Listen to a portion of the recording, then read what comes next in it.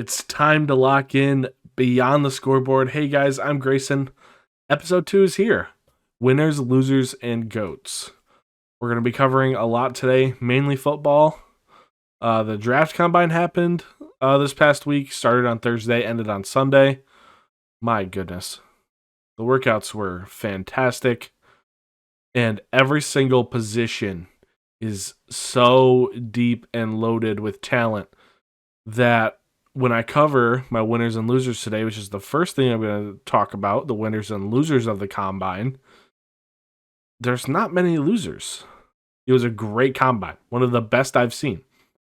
Secondly, I'm going to tell you guys my first round mock draft, official, no changing, and I think you guys are going to enjoy it. I have a surprise at the end of the mock draft, someone that I have not seen on many mock drafts that I think really highly of. And I'm also going to talk about Jason Kelce retiring. And then at the end, I'm going to talk about a couple topics in basketball. They're not the important thing today, but I wanted to talk about them just a little bit, just because it's going to change it up from football. But first things first, before any of the topics, I want to say thank you. Those of you who started listening last week know that this is a new journey for me. It's something that I've wanted to do for a while, and it's something that really came to reality last week. And it's allowed me to find an outlet for something I truly love. And I'm trying to set a precedent with the content I create. And you guys who follow me on Instagram and TikTok and subscribe to the YouTube and listened and watched, you guys are going to help me set that precedent. And I want to say thank you from the bottom of my heart, because it's something that you guys don't necessarily have to do, but you guys are supporting me, and it's something that I'm going to be really appreciative of down the road. And I want to keep growing as a content creator. I want to make this possible for myself, and I couldn't do that without you guys. You're starting the foundation of it all, so thank you. And yeah, I just really hope that you guys enjoy the journey with me.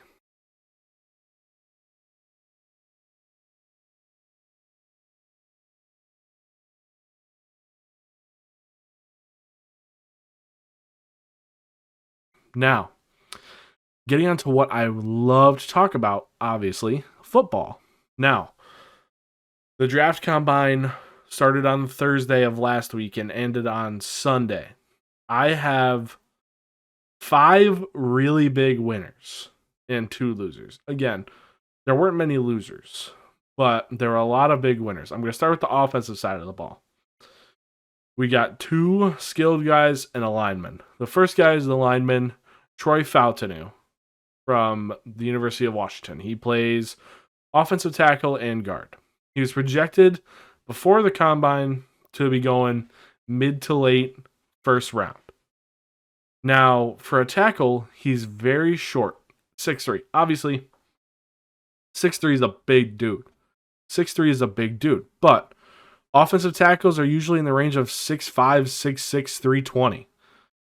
And he's about the same weight, a little bit smaller, and he's 6'3". However, his physical measurements and his agility helped him prove himself in those skill drills to prove himself as a tackle in the league. Now, is that guaranteeing that he will beat out a tackle? No.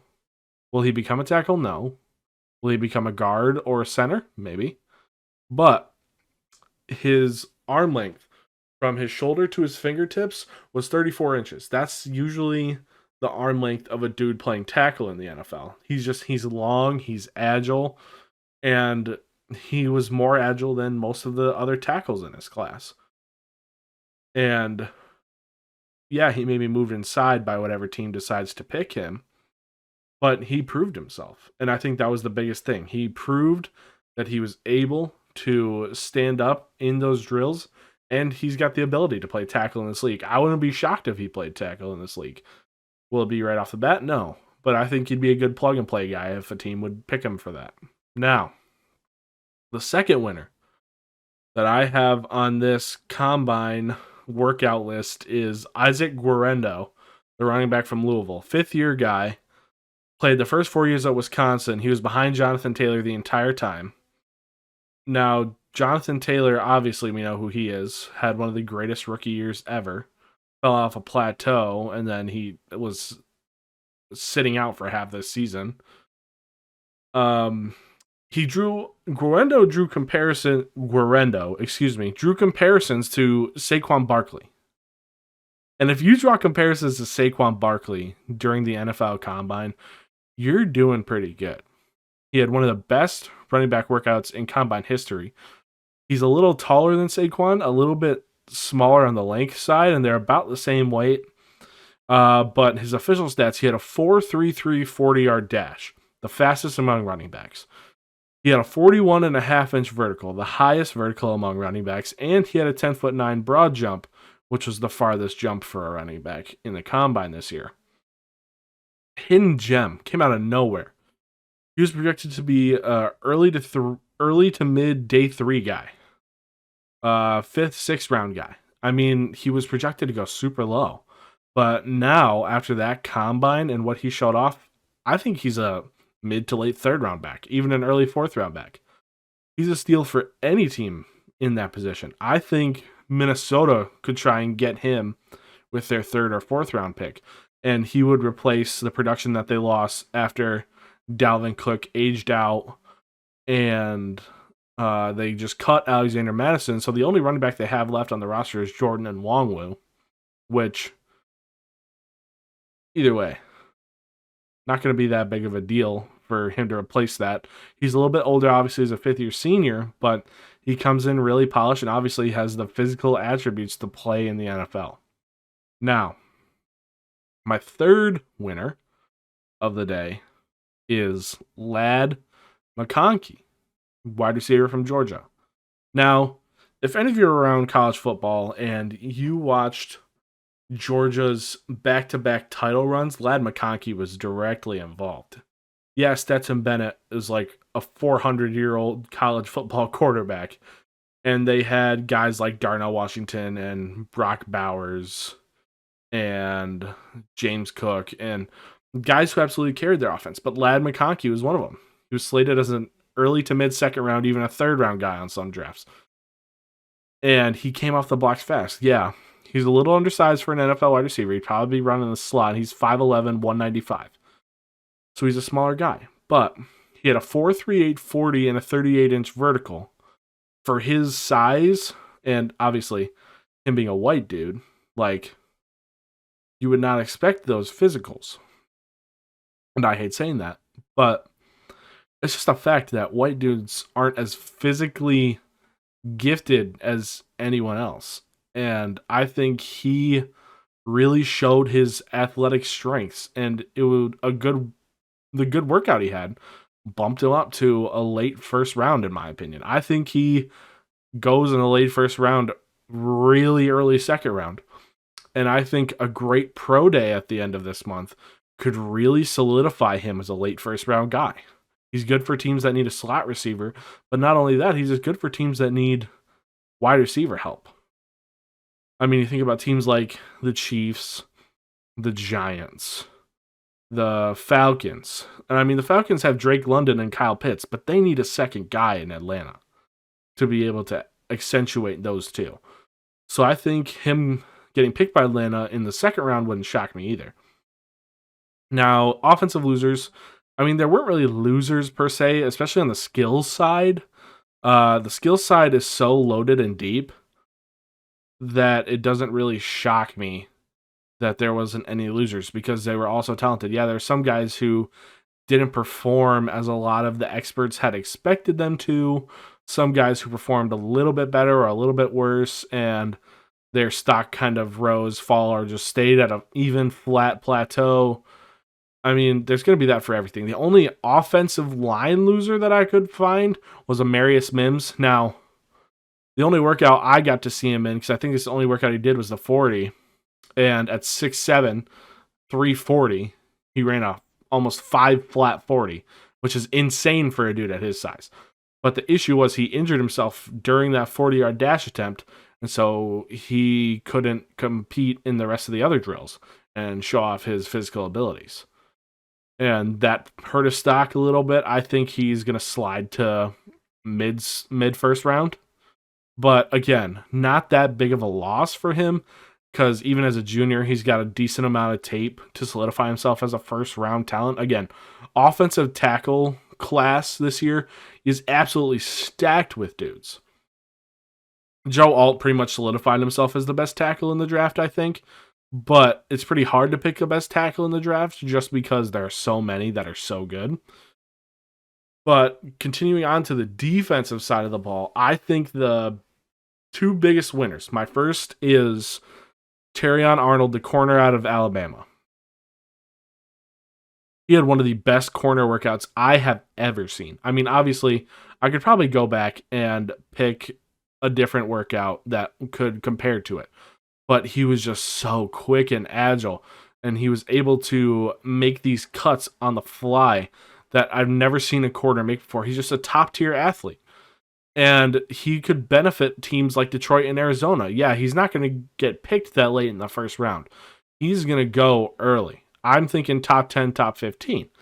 But if he were for some reason to slide or a team might trade up for him, he would be good for teams like Arizona and Detroit, who are both in desperate need for corner upgrades. Because, I mean, the Lions were 30th overall in their secondary for pass yards allowed. They just need a talent injection. And Terrion Arnold can provide that for any roster he joins. Now, my second winner and the final winner that I have is Chop Robinson from Penn State. I mean, there's not much you can say about Chop Robinson's workout except that it was exceptional. He's 6'2 or 6'3, I can't remember. But he's really undersized for an edge guy. They want edge guys a little bit taller, a little bit heavier. But he ran a 4.440. He ran sub 4.5 as a defensive end going into the NFL. Like, athletically, there's not much you can do. Now, the undersized thing is an issue, but he's super strong, super quick, and my guess is he'll be able to get under a lot of blocks, and that's how he'll succeed in the NFL. But he is going to be very successful. He's going to prove that he is worth his first round stock grade every time. Now, the losers again, so deep at every position on the defensive side of the ball that there weren't really any losers. Again, the only loser I think due to injury is Nate Wiggins. He ran the second fastest 40 in the combine at 4.29. Fastest among all of the defensive position groups. And he looked good. But again, he hurt himself during his 40 and he wasn't able to do the rest of the workouts. And so his stock slid a little bit. I think he was projected late first round. I think he's going to go early second round now. But I don't know. I think he limited himself after getting hurt, and so now his stock is going to slide a little bit. But not much he can do there. He got hurt during the 40. That seemed to be a common occurrence with a lot of dudes. But anyway, we're getting on to the cream of the crop, creme de la creme, the big boss, whatever you want to call it.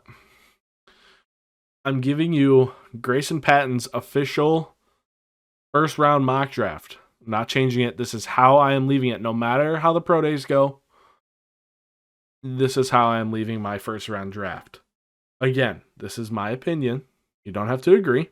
But I can't wait to share this with you guys because I sat down for about 2.5 hours looking at film and deciding who I wanted to get. I didn't go to bed till like 1 a.m. the night before filming this. So I'm just really excited to share this.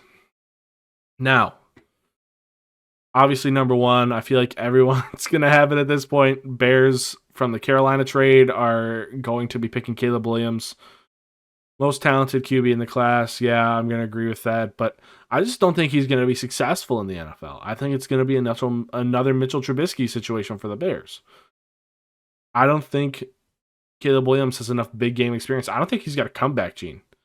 I mean, we saw time and time again in his time at USC where USC would be down by a little over double digits, probably like 10 points, 13 points, 14 points, whatever it was, and they were never able to come back with Caleb Williams at the helm. I think he doesn't have a comeback gene, and it's something that he's going to struggle with throughout his entire career. Now, I hope he proves me wrong.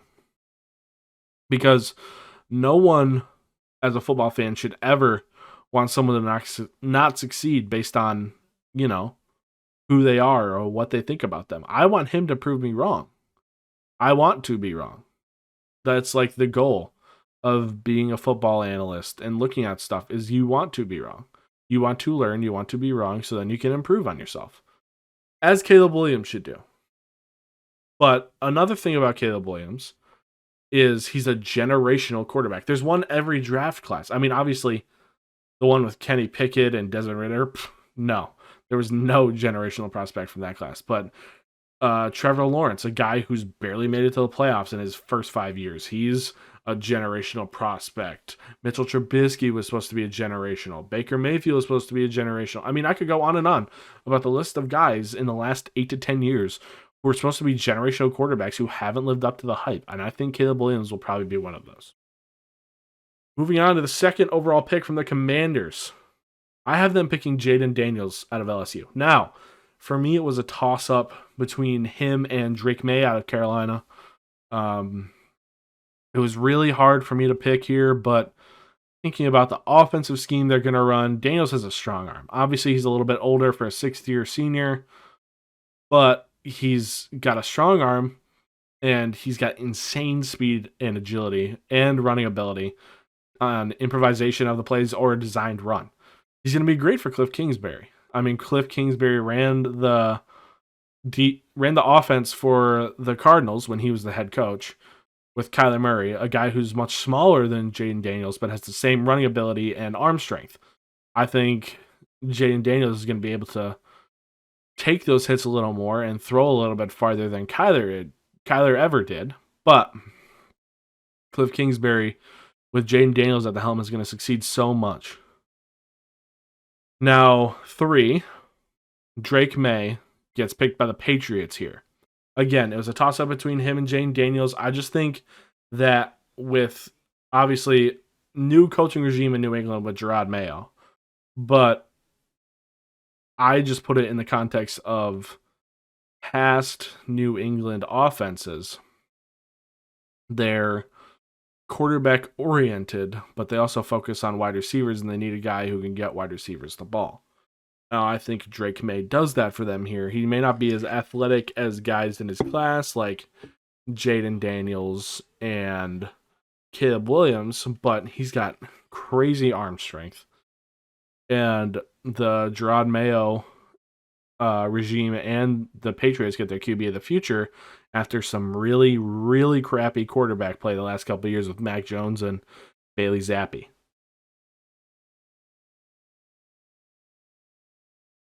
Now, number 4, I have Maserati Marvin Harrison, wide receiver from Ohio State, going to the Cardinals. Pretty much no shock here. Marvin Harrison, from the beginning of this past college football season, was projected to go top 5. That does not shock me in the slightest. Cardinals have lacked consistent wide receiver play over the last few years. Our last really consistent wide receiver was probably AJ Green. I mean, D-Hop was consistent, but he was hurt a lot. So I think that really disqualifies him from saying he's consistent. I think AJ Green was the last really consistent Cardinals receiver. With Kyler Murray coming back, being 100% healthy, on those improvised deep balls where Kyler has to scramble out of the pocket and huck one up, I would want Marvin Harrison Jr. on the end of those balls every time.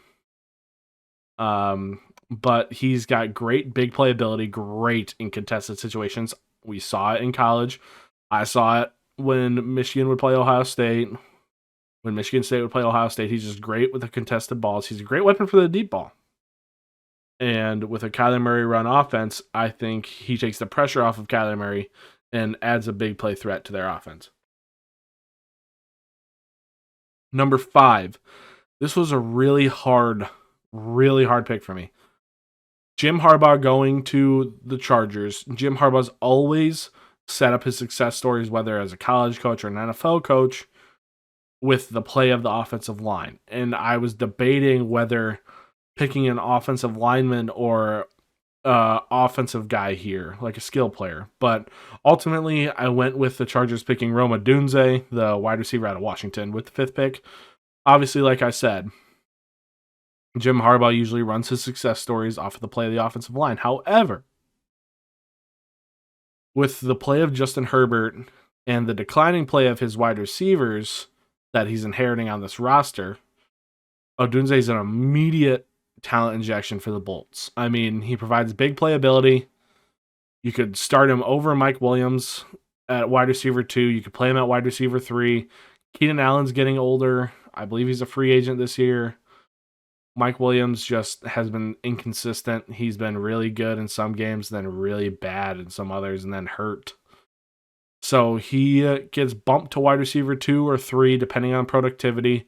But I think he is an immediate talent injection and an immediate target for Justin Herbert on the football field. Now, number 6, another team in need of wide receiver help, the Giants. I think at the 6th pick here, pick Malik Nabers out of LSU. Now, obviously, he's probably the 3rd best wide receiver in this class, with Marv and Rome Odunze getting picked before him. Giants get the best choice at the position now. They're in need of a serious new weapon on offense. I mean, Saquon's been so injury prone, and they didn't even franchise tag him today. So my guess is he'll be a free agent. I don't know if he's going to stay in New York or not. They don't really have the money to pay him since they paid Daniel Jones $160 million, which is the dumbest front office move I've ever seen a football team make in my time of watching football, is giving Danny Dimes $160 million over 4 years. And on top of that, the Giants over the past few years have just had an inconsistent wide receiver room. They traded away Kadarius Toney. Sterling Shepard's been nowhere to be seen. They never targeted Jalen Hyatt last year, and when they did, he made big plays for him. I think pairing Jalen Hyatt with Malik Nabers would be a great way to inject some talent into that wide receiver room. And Isaiah Hodgins should not be wide receiver 1 for the Giants. That's how bad they've been. Number 7, we got the first offensive lineman picked. I talked about him last week. I love this big guy, Joe Alt. Now, shout out to my Uncle Matt here. Uncle Matt, if you're listening, hey, glad you're listening to the podcast. I didn't know this looking into Joe Alt. His dad was a Pro Bowler, and his brother is an NHL player. So, I mean, obviously athletics and big boy genes run in the family. He's huge. And gives the Titans a solid O-line to help protect Levis. I mean, Will Levis last year, God, he was under attack. The Titans allowed 64 sacks, which was the league high last season. They need serious protection, especially for a guy like Will Levis, who is most likely the QB of the Titans' future right now. And they picked Peter Skoronski last year out of Northwestern, and he's played okay, but he's a little undersized for a left tackle. I think they moved Skoronski over to right tackle, and they put Joe Alton at left tackle, and they protect the edges for Will Levis, and then it's just all about rebuilding the interior of that offensive line.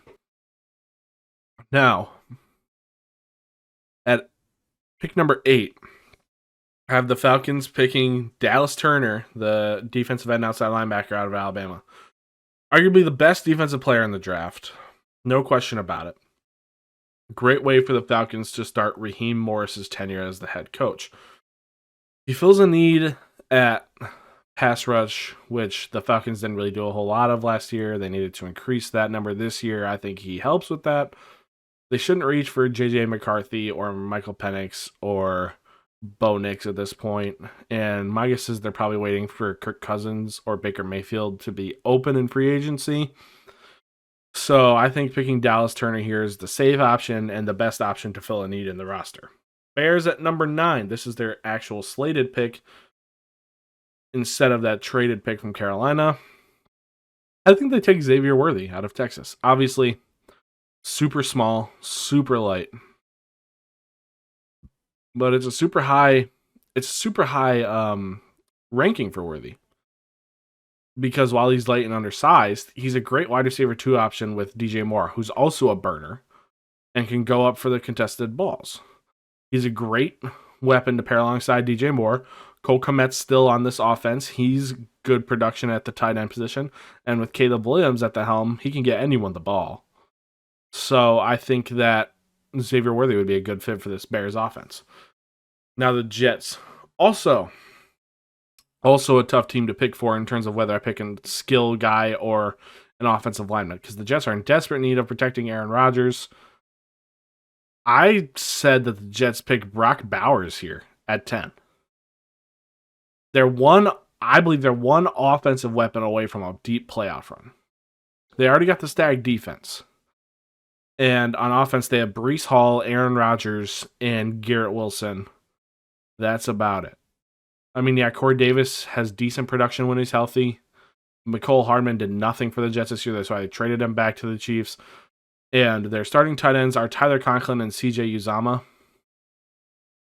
And I remember watching Aaron Rodgers in Green Bay. He would utilize guys like Jimmy Graham and Mercedes Lewis, who are both usually blocking, but Brock Bowers adds a different dimension to this offense with a speedy threat at tight end. He's just a good pair and gives them a good pairing with Garrett Wilson, and he gives them a big upgrade from Tyler Conklin and CJ Uzomah. Also, later in the draft, there's going to be plenty of suitable linemen for their offensive scheme in the second and third rounds available. I think picking an offensive weapon here to pair with the other young guys on this roster is what's more important than picking an offensive line in the very first round. Now at 11, it's the good old Minnesota Vikings. Skull. I have the Vikings picking Chop Robinson at 11. Now, again, out of all the experts I've seen, Chop Robinson is nowhere in the top 15. I think he fills a much-needed pass rushing gap for the Vikings because it was not very good last year. And I think he's going to fill kind of a role similar to Josh Metellus in this Brian Flores scheme. He's going to play everywhere all over the field, and he's going to flourish under that blitzing and pass rushing scheme because we all know Brian Flores loves to blitz. And Chop Robinson, as athletic as he is in that skill set, he will be great in that pass rushing scheme. And I think he's going to benefit that Minnesota defense greatly. Number 12, Broncos. I have a guy near and dear to my heart. I have J.J. McCarthy going to the Broncos at number 12. They have Jared Stidham as their quarterback currently. They don't really have a QB of the future. Obviously, they could pursue somebody in free agency, but I think they build through the draft. It brings them their QB of the future, chance to develop under Sean Payton, who obviously we've seen with his track record because he developed Drew Brees into who he was. I think JJ has the most upside in this draft as a quarterback, and I think him going to the Broncos is the best fit for him. Another thing that he adds to the Broncos roster is leadership and big game experience. None of those guys played when the Broncos won the Super Bowl 8 years ago. They were all either in high school or just starting college, right? It's a young, hungry roster in need of some leadership, and J.J. McCarthy brings that athletic prowess, but also some leadership and big game experience for those guys. And I think that is huge for a young, hungry roster that Denver has. And under Sean Payton, he could probably do some great things. At 13, the Raiders, I have them picking Byron Murphy, the defensive tackle from Texas, arguably the best defensive tackle in the draft. It was between him and Braden Fiske for me right here. But Braden Fiske, I feel like just hasn't proved enough. I think he's still got to show a little bit more at the pro day. I still think he's probably an early second round guy. He's the first pick. Byron Murphy's going to be the first pick of Antonio Pierce's first draft as the Raiders head coach. It's going to allow Max Crosby to have more space on the outside to work by him absorbing a double team, and he's going to be a handful in the run game because he was known to stuff the run game when he plays at Texas. So I'm excited for that. Number 14, I have Olu Fashanu, the offensive tackle from Penn State, going to the Saints. It fills the gap at left tackle. Trevor Penning, they drafted him out of Northern Iowa 2 years ago. Trevor Penning is just a jerk, and that's all it is. his meanness on the field never really translated to his blocking. He was just an a-hole pretty much to everybody he knew. He's been hurt a lot. And when he's not hurt, he's one of the worst pass blocking tackles in the entire league. Olu Fashanu comes in and he fills that production right away, while also helping the Saints with salary cap, because the Saints are still over the cap, I believe. So he'll come in and help with the cap issues, but also provide really good productivity. At 15, I have the Colts taking Terrion Arnold, a corner from Alabama. Now, the Colts picked 2 rookie corners last year, one in the 2nd and the 7th round. They need a talent and leadership boost at the corner position. Yeah, those rookies played good. They just need a rookie to come in and upgrade their talent and provide some leadership. Terrion Arnold will provide that, obviously being from Alabama. He had one of the greatest coaches, probably the greatest college coach of all time in Nick Saban. Nick Saban was known to develop DBs.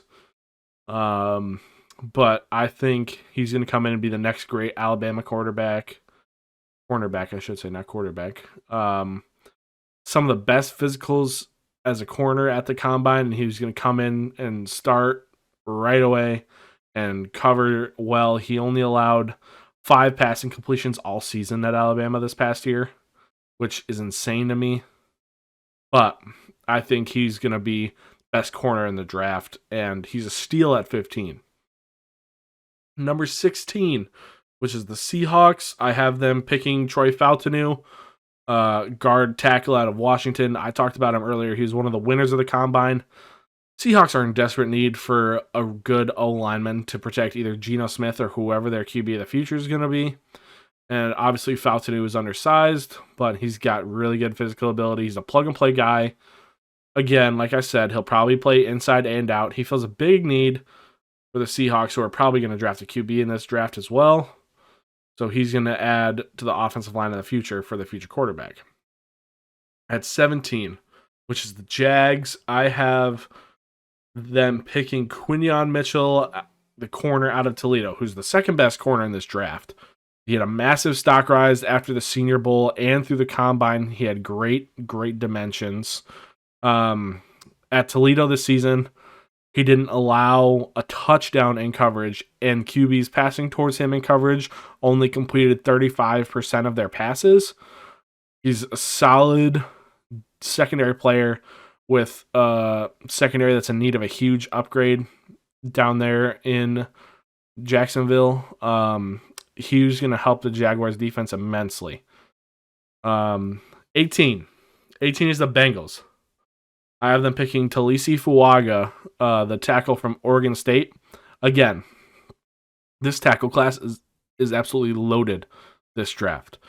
Orlando Brown, he's locked down at left tackle for them. Jonah Williams, their starting right tackle for the past few seasons, is expected to be a free agent. Fuaga can come in because he started at right tackle. He can come in and play right tackle week 1 if he has to. I wouldn't be shocked if they re-signed Jonah Williams and then they kept him as like a 5th option, like a 5th lineman or someone that can just learn the position a little bit more. Obviously, Bengals O-line's been horrible, and he would help with the protection for Joe Burrow and also address that horrible offensive line play that we've seen out of the Bengals offensive lines the past few years. At 19, which is the Los Angeles Rams, I have them picking Laiatu Latu, the edge out of UCLA. Obviously, there's a lot of concerns around Latu. He has been very injury prone throughout his career, and he's not the best athlete, but he's a good pass rusher and wins a lot of his battles. He's good to pair with Byron Young on the edge. They picked Byron Young last year. He was an absolute steal. And it adds to a defense with Aaron Donald. Aaron Donald can take up those double or triple teams and give Latu some space on the edge, and he can get home to the quarterback. And the Rams pass rush struggled at times last season, and I think Latu adds a little bit of a talent boost at the pass rushing position, and they're going to be able to get some more things done there. At 20, which is the Steelers, I have them picking Jackson Powers Johnson, the center out of Oregon. Obviously, we know under Mike Tomlin, the lineman lineage in Pittsburgh is insane. JPJ is a great value pick here. They need elevated center play. Their last really good center was Marquise Pouncey. He retired 4 years ago, and they cut their starting center, Mason Cole, last year. They need a much-needed upgrade, and JPJ, probably the best center in football last year in college, this past year, he's a much-needed upgrade for them. Dolphins at 21. This was a shock. I didn't find him on any of the draft boards this high. Maybe I'm just not very smart, but I picked Jatavion Sanders, the starting tight end out of Texas, for this Miami offense. Now, obviously, loaded. They got Tua, Raheem Mostert, Devon Achane, Tyreek Hill, Jalen Waddle, but they don't have a tight end. I mean, the last decent tight end that played for Miami was Mike Gesicki. Obviously, we know he's a Patriot now. But their current starting tight end will be Durham Smythe. Who? Yeah, exactly.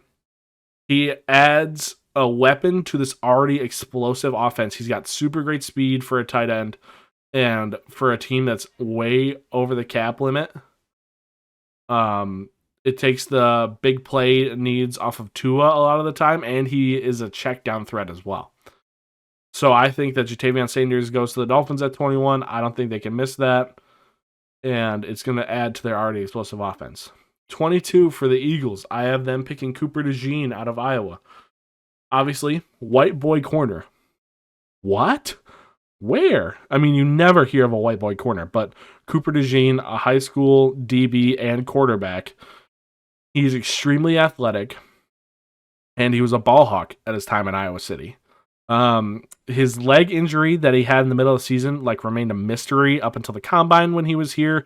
He didn't perform, obviously, but he had a broken fibula. It was only revealed this past week. It was a shock. Nobody knew about it. I mean, obviously they knew he was injured. They didn't know what kind of injury he had, but it caused a little slide in his stock, but he said he wanted to wait for Pro Day to perform because he didn't feel quite ready, which I think is fair.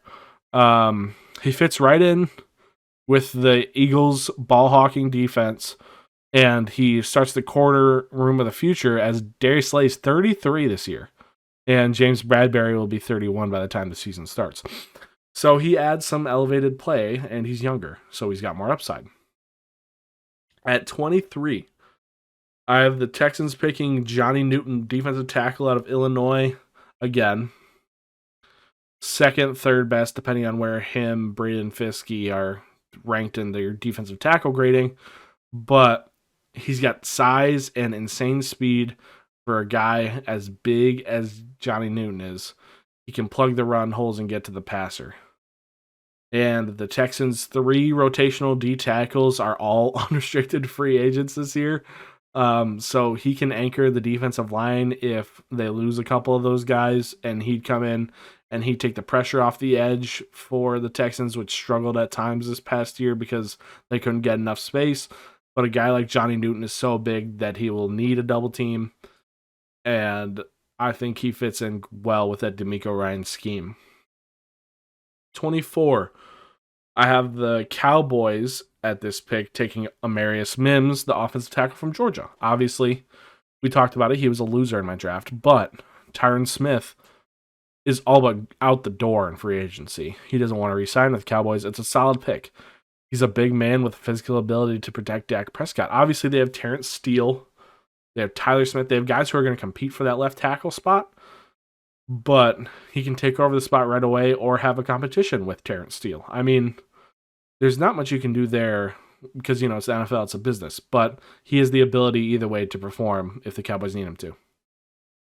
The Packers at 25, I have them picking Cameron Kinchens, safety out of Miami. The Packers' 2 starting safeties this year, Jonathan Owens, and I don't remember the other one. It's going to bug me that I don't remember that. I'll remember it after I'm done filming. But they're both headed to free agency. Kinchens can come in and make a starting impact right away. He's got great athletic upside at Miami. He was used as kind of like a jack of all trades. He was used in the box as a linebacker. He was used in blitz schemes. He was also used to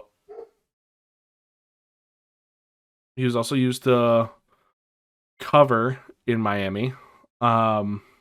He's a versatile playmaker for that Packers defense who really didn't make a lot of big plays last year.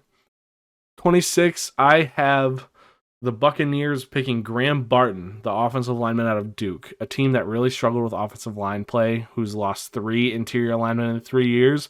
Barton's a solid guy. In his time at Duke, he started all 5 offensive line positions, and so you can pretty much plug and play wherever you want. He can start midseason, regular season, beginning. He could start and play out. Whenever you need him, he will start for you. And I think he would be a great addition to that decimated Buccaneers O-line. Now, at 27, with the Cardinals, from a trade with Houston, which has already happened. That's not me predicting that. They're picking cornerback Ennis Rakestraw, corner out of Missouri. Not a lot on this guy. I didn't really get to find a whole lot, but he has young talent. He has talent in already young defensive back room, and he's a guy who's willing to make physical plays on the ball, something that the Cardinals corners need. They just need an upgrade, and I think he's a good upgrade at that position. 28 is the Bills. I have them picking Brian Thomas Jr. out of LSU. He's a wide receiver. Now, counterpart to Malik Nabers this last season, he was a junior. He had 1,100 yards. He has major upside to be an offensive weapon for that Josh Allen offense. Gabe Davis is pretty much all but gone in free agency. He can come in and immediately replace him at wide receiver 2 and be a great partner for Stephon Diggs, I believe. 29, the Lions. God, I love picking for my home team. One pride. I have them picking Kool-Aid McKinstry, the cornerback out of Alabama. I talked about him last week. I think he is the highest upside out of any corner in this draft. As I said, the secondary last year ranked 30th out of 32 in yards allowed. Lions need to upgrade at corner. He's got good athleticism and great height, able to maintain leverage in coverage, and he could be a day one starter for this Lions cornerback room right now. Now, the Ravens at 30. This was kind of hard because the Ravens need a lot as well. I said they're picking Tyler Guyton, the offensive tackle out of Oklahoma. He's a starting right tackle for Oklahoma. He's still a little bit raw and inexperienced, but their offensive line in Baltimore is aging, and Guyton is a steal at pick 30. I think that he'll sit behind Morgan Moses for a year, who's the current starting right tackle. Or if you're not happy with Moses' production, you can start him mid-season, or you could just plug him in right away and have Moses sit behind him and develop him. No matter what they do here, he'll be a steal for them at 30. And at 31, I have the 49ers taking Jared Verse, defensive end out of Florida State. 49ers are a team, surprisingly, who made it to the Super Bowl that has a lot of needs this coming off season. Jared Verse falls to them at 31 here, and I think it's a good choice. He didn't have the best combine from what people thought he would have, so he's below Dallas Turner and Chop Robinson in my opinion here. All defensive ends for the 49ers, literally all of them except for Nick Bosa, are free agents this offseason. So he could come in and play opposite Nick Bosa, and I think he would be really successful in that 49ers offense. And the Chiefs, this is the most controversial thing I have on here. I have them shooting the gun on Ladd McConkey. Now you're like, Grayson, Ladd McConkey? Why? I just talked about it probably about 20 minutes ago now. It's an extremely odd pick. Obviously, I haven't seen Ladd out of the second or third round on any mock draft.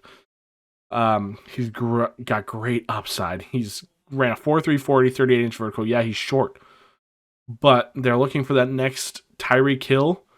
He'll be great in that explosive offense since they traded away Tyreek. And if there's anyone that any football fan knows that can find a guy in space as a quarterback, it's Patty Mahomes. I mean, there's no question about that. I think he really fits into the explosive ideas that Andy Reid has. And I think he's going to be a good culture guy for them too, bringing some big game experience from the college level. And maybe he'll be able to rub off on Kadarius Toney a little bit, because I never saw Ladd McConkey drop a ball. So maybe he'll train Kadarius Toney. But anyway, That is my first round mock draft, and I'm really excited for you guys to hear that. It's something that I worked on really hard, and I did good. Um, Obviously, Lad McConkey's a bit crazy for that pick, but I think he had one of the best combines as a receiver that I've seen, and I think he fits that offense perfectly. Now, getting on to a sadder portion, Jason Kelce retired Monday. It'll be yesterday at the time filming this, but 2 days as the date of upload goes. He's the GOAT. Greatest offensive lineman I've seen, greatest center of all time. He was the first lineman I ever really watched film on. Kind of like his blocking style, his moves he did. I remember watching him and trying to copy some of his moves. And I was really proud to be a center because I knew Jason Kelce played it. And I mean, I was never going to be as good as Jason Kelce was. I don't think I worked hard enough. But I just wanted to thank him for being the GOAT. I don't know if he'll ever hear this, but him being the GOAT really made me fall in love with football even more because it helped me learn so much about the position. And yeah, he's the GOAT. And I just wanted to talk about that for a second because it made me kind of sad yesterday. But it'll all be okay. Now, speaking of GOATs, Caitlin Clark. Come on. She is a cheat code. She just passed Pistol Pete this past week for most points by any Division I basketball player ever. GOAT, dude. Smooth shot. She's so athletic. She's going to revolutionize shooting the basketball even more, I think. So, I mean, she just hucks them up from half court and they're swishes every time. I mean, like, it's insane to watch Caitlin Clark. She's going to change the game of basketball, not just on the women's side, but men's side. She's probably going to be the face of basketball, I think, for a long time now. Now, a lot of people don't like Caitlin Clark. Oh, she took her COVID year. Nope. She's a fourth-year senior. Typical college athlete. She didn't use her COVID year. There's no eligibility problems. So what? Caitlin Clark's a girl. Like, that shouldn't matter. I think that a lot of people are frustrated with Caitlin Clark because she's a woman. Who cares? Genuinely, who cares? She is one of the greatest athletes you will ever watch in your lifetime. And she's pretty much the consensus number one overall pick in the WNBA draft. I wish their seasons were longer. I would watch that more. But I think Caitlin Clark is going to be the greatest women's player of all time by the time her career is over in 20, 25 years. And the much heated GOAT debate, LeBron just hit 40K points. Nothing is stopping this man. At 40 years old, he's averaging more NBA points than any average person would average in 5 games. 10 games, you know? The scoring displays he's putting on is insane. But the fact that he hit 40K, everyone's like, oh, no one's going to break it because of longevity. Blah, blah, blah, blah. It does not matter. The things he is doing at his age are insanity. No 40-year-old is going out and dropping 30 points, 10 rebounds, and 7 assists. Like, no 40-year-old could just do that in the NBA. And he's doing it with ease. Now, obviously, in my opinion, MJ's still the GOAT. No doubt. And I think MJ could be doing the same things. But MJ played in the most physical era in NBA history. And MJ never took care of his body like LeBron does. LeBron takes extremely good care of his body. But anyway, I think that LeBron is going to keep holding these records. He's going to set his legacy in the NBA. Now, is he better than Michael? No. He'll have to win at least 6 rings. He'll have to win at least 2 more to be able to talk about that. Is he better than Kobe? No. He'll have to win another ring to even be in that conversation. But he's going to leave his mark on the league, and I think he'll be the greatest athlete the NBA has ever seen. I mean, besides Victor Wembanyama, but that's pretty much a given. But he's going to leave his mark on the league, and I'm excited for the next couple of years because I grew up watching LeBron. I'm excited to see how his career ends. Well, that's going to mark the end of this episode. I really enjoyed talking about that. Next week, we will be diving into the NFL free agency. That goes into full force the next couple of weeks. Conference tournaments for the setting for March Madness start this week as well. And so we'll cover them next week as to where they are. And we're going to talk about even more stuff by the time we get there. But I hope you enjoyed this journey beyond the scoreboard. I'm Grayson, and I'm so glad you guys were here. I hope you have an amazing day. God bless you. And I will see you all next Wednesday. Peace.